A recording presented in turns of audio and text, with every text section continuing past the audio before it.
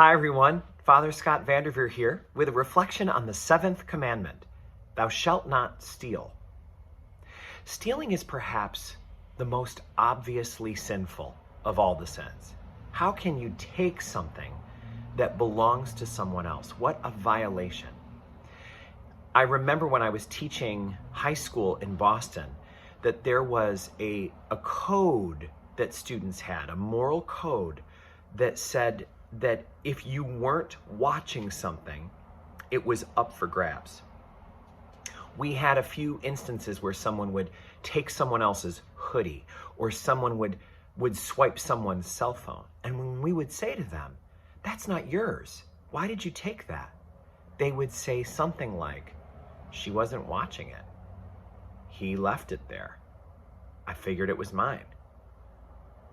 Now, whether or not that teenager really believed that is for debate, but that's a really interesting misunderstanding of how right and wrong works. It's maybe ancient, blaming the victim is one of the oldest tricks in the book.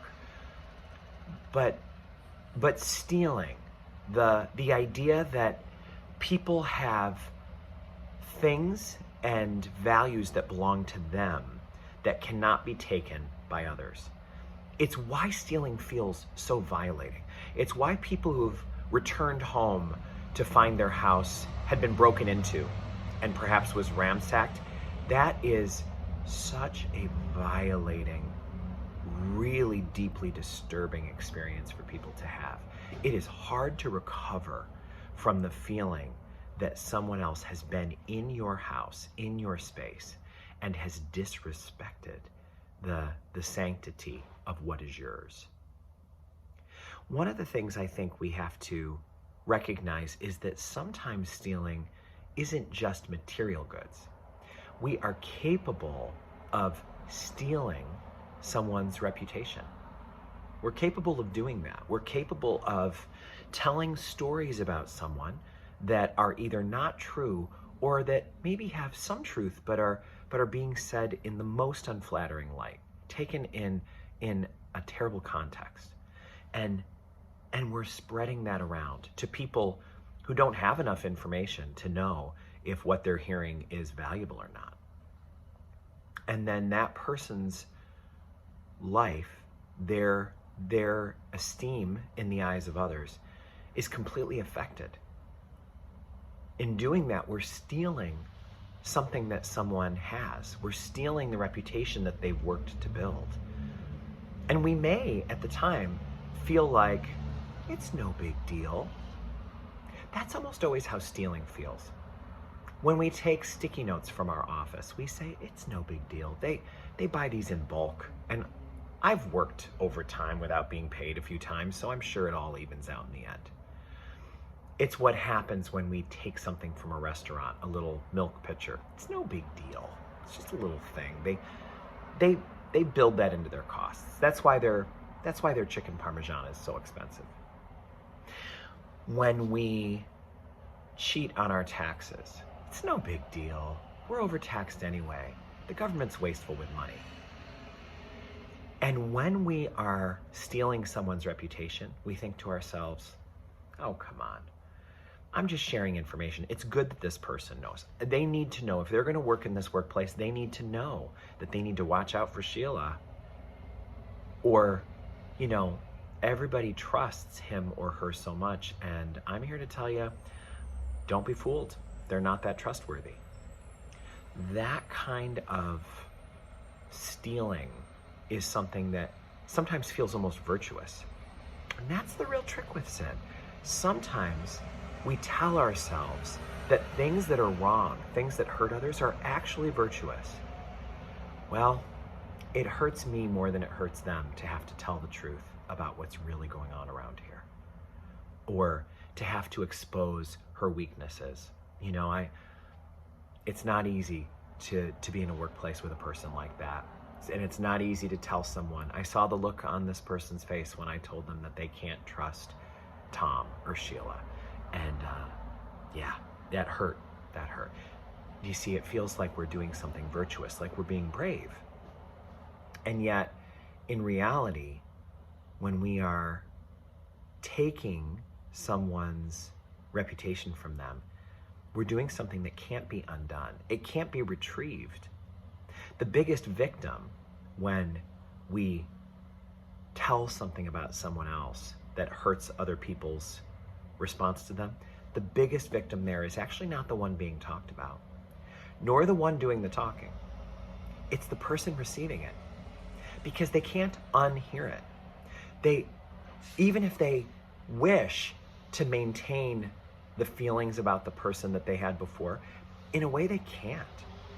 They are forever affected, maybe temporarily, but substantially, in the way that they are viewing this person from then on. So stealing doesn't just involve sticky notes. It doesn't just involve taking a knick-knack. Of course, there is also the stealing of money that happens on large scales. When we realize that there is money that is stolen, people who did corrupt applications for PPP loans or ERC money during the COVID pandemic. Many of those people who didn't even feel affected at all financially by the situation with COVID, taking money intended for other people. And that money comes from our common fund as a society. So that's going to be a debt that our grandchildren are paying. When people take entitlements or stimulus packages or gifts that are not theirs, that they're not entitled to, they're stealing from our grandchildren. Many of us are stealing the quality of life from our grandchildren by the way we're treating our earth, by the way we're consuming. We are consuming at such a rate, we are using energy at such a huge rate, we are living lives of luxury in such excess that we know there's not enough natural resources to sustain it.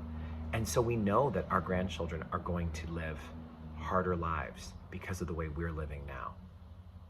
We're stealing from them. It's interesting to see how sometimes we wrap our stealing in supposed virtue. Recently, we got a call from the alarm company here in the office that someone was stealing the candle money from our church.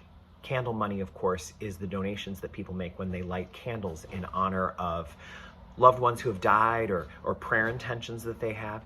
And so we ran right over to the church, and the crime had just happened. There wasn't much money that they were able to take. We have a very sophisticated alarm system, including silent alarms and cameras. And so we were able to see exactly what happened. There was the thief walking up and taking the candle money. But before he took the candle money, he genuflected toward the tabernacle, made the sign of the cross on himself, and then went to his business of stealing the money intended to be donated to the church. Do you see how we sometimes fool ourselves, wrap ourselves in the delusion that I'm not doing something so wrong. I'm here to love God. God wants me to have this. I'm thanking God for this great gift that is being given to me by my thieving of this money, intended for a different purpose by these people than I'm deciding to use it for. This is one of those things that is so obvious you would have thought this would be a 1-minute video, but has so many tentacles that affect the moral life. Isn't that how all these commandments are? Isn't it amazing how rich all of these 10 commandments are when we take a deeper look at them? Thank you for being willing to join me on this journey. Thank you for working so hard at reaching your full potential as God's child. May God bless you and me and all of us.